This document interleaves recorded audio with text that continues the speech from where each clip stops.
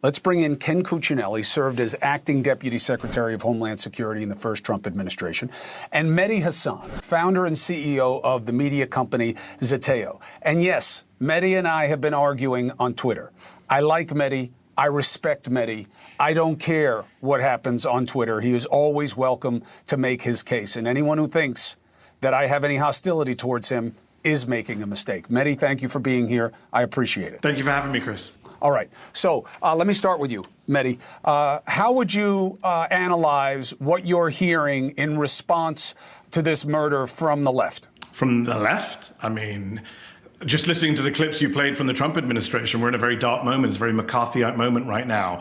I've been listening to your show. You made a lot of good points. The biggest point I think you've glossed over is the crackdown on free speech, this targeting of people for their views. I thought Charlie Kirk was supposed to be a free speech martyr. Why are the right using his death to crack down on free speech and American rights and go after this amorphous left? J.D. Vance lied today on the Charlie Kirk show when he said the statistics are clear that this is a left-wing problem. It's the exact reverse. You look at the ADL Center for Extremism, which looked at 444 people killed by extremists between 2013 and 2022, 75% of them by the right. You look at the University of Maryland study that was done for their terrorism center, which found that from 1948 to 2018, right-wing extremists more likely to carry out violence than left-wing extremists. You look at the head of the FBI, who Donald Trump appointed, Chris Wray, who said the #1 domestic terror threat in this country comes from religious and racially motivated extremists, specifically white supremacists. You can keep going. The National Institute for Justice found that the majority of incidents since 1990 violent terroristic acts were right-wing extremists. The single biggest day of political violence, Chris, in our lifetimes in this country was January 6th, 2021, when right-wing extremists attacked the Capitol, injured police officers. They were ideologically motivated. You and I agreed it was an insurrection at the time. So it's bizarre for Vance to go on TV or go online and say the exact opposite of what both the official statistics say and the think tanks say. All of our evidence tells us. I mean, there was a Democratic lawmaker, Chris, I don't know how many times we have to say this, who was murdered in her home with her husband in June by a Trump supporter. And Donald Trump today said, who? When he was asked about it, he said, who? So, Mehdi, one quick thing. I do not think January 6th was an insurrection. I thought that it was all kinds of crimes. You said it at the time, Chris. I just you called it an insurrection at the time. You did. No, I checked your Twitter before I never thought. Go ahead, show it to me. Check it afterwards. I never thought that they were trying to take over the government. That's what an insurrection is. But it doesn't matter. It was bad. But we're dealing with new bad stuff. But it was political violence. We can agree, right, Chris? It was political violence. 100%. It was political violence. But this was a murder for what somebody was saying.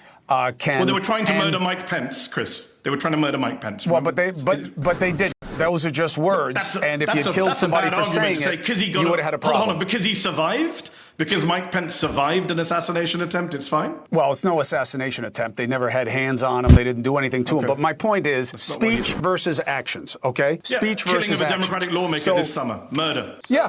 Hortman was killed. Two people were killed. Yes. That was murder. Go ahead, Ken. And Charlie Kirk's killing was murder.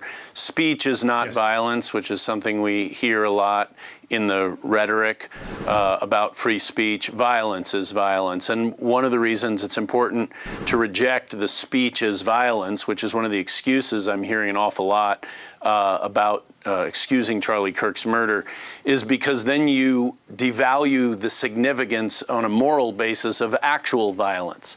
And it's important. An opportunity for unity that I think still exists is for everyone to reject violence for political ends. Chris, you'll remember I said this over and over and over back in 2020 when I was the deputy secretary and cities across the country were burning.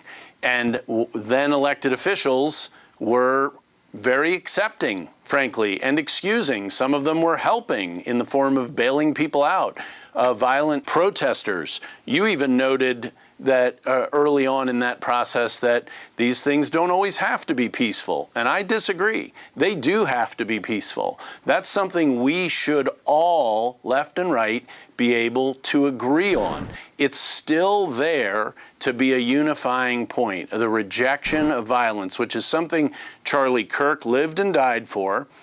People who actually watched him interact with people who disagreed with him, you and I are very passionate. Mehdi's obviously very passionate. Charlie was incredibly level in how he communicated with people. He was firm, but he never got angry. He didn't call people names. He respected them. He told them he respected them. And frankly, it's a model for all of us, left and right, to emulate, not the violence. Well, I don't know about emulating everything about it, but that's not the point. Two quick things, and then back to you, Mehdi. The first thing is that I never said that protests aren't supposed to be peaceful. I know what the First Amendment is. What I said was, at the time when the protests first started, there was so much pushback against the speech. What are they saying? They're saying things at cops. They're saying the ugliest things, the worst things. And I said, what do you think they're going to do? Sing slave hymns and then go home? You know, nobody ever said it's going to be peaceful out there. They're going to say a lot of things that are going to bother you. That's the price of our freedom and our democracy in this country. That was my point. Now, Mehdi, the idea of, is it time, place, and manner that, hey, I condemn this. This is unacceptable, what happened to Charlie Kirk. But he said a lot of things that were fill in the blank of extremist and abhorrent things.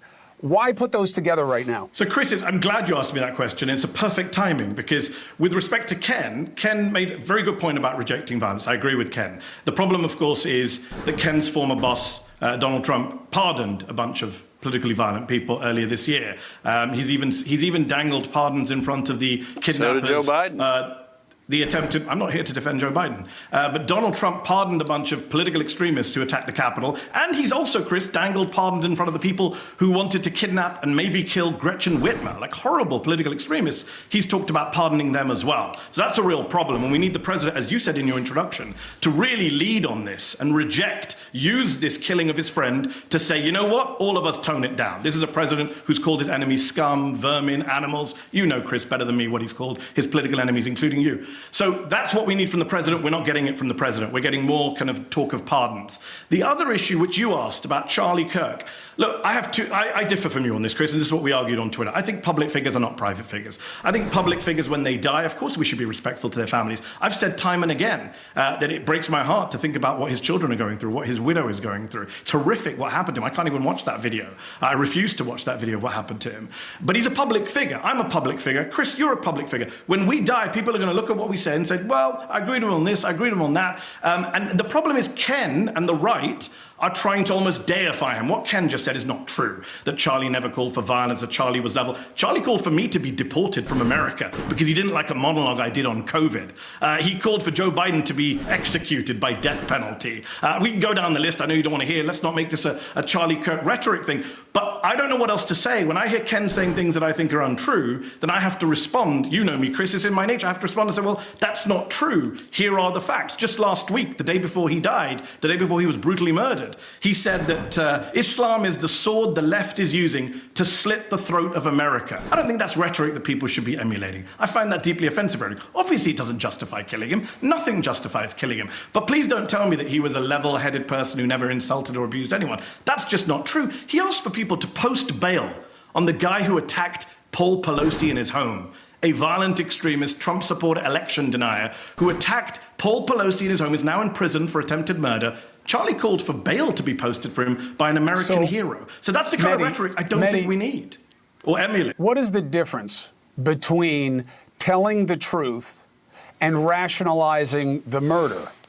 That's why I talk about time, place, and manner. That when you say, look, this is unacceptable, but he said a lot of terrible things, it sounds like you're not as upset that he was murdered because he said those things. With respect, Chris, that's not what I said. I said his murder is inexcusable. I've said that consistently, as have we all. But I was responding to Ken saying that Charlie was X, Y, Z. If Ken and the right, and Ken, I'm not picking on you, but the right in general, were not treating him like a new MLK. I'm seeing people saying he was a literal saint. He should have a statue put up in Congress. Chris, am I supposed to just let that go and not say, we probably shouldn't have a statue in Congress for a man who says Islam is a religion being used to slit the throat of the West, that Muslims like me are conquerors? This is the kind of stuff he said. Am I supposed to not respond to that political rhetoric? Well, I think it's about how you respond to it and when you respond to it. The guy was just murdered. I mean, there's a reason why when people die, if you go to the wake, you don't stare down at the box, and say the guy was kind of a bum too. And that's why your interview with Omar bothered a lot of people. If I may. Hold on. Just 1 second. Look. 1 second, Ken, because Chris just brought up let him get it. I've set aside for a lot of seconds. My last point on this.